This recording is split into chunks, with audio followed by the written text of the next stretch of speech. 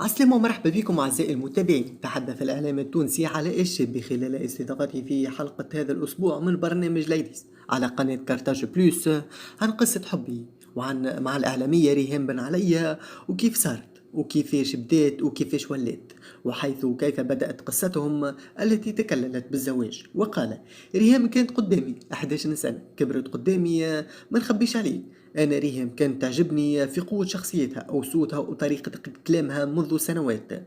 نخدموا من بعضنا وقعدت معها برشا، أما النهار خممت نحكي معاها في الموضوع. بدأت الحكاية في برنامج عندي ما نقولك. وأضاف: هي كانت حاسة وفايقة وأذكى مني برشا، أما أنا ما نجمش نقول نحبك، مكبوسة شوية في الحب.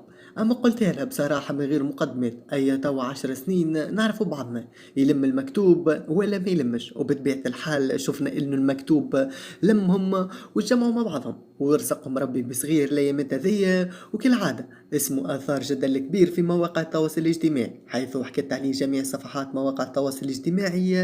هذا الاسم لأول مرة يتسمى في تونس، اسمه يوليو القيصر. إن شاء الله يتربى في عزهم، وإن شاء الله يا ربي يهنيهم. ومحلاها قصة حب بعد 10 دامت 11 سنة توفى بالزواج.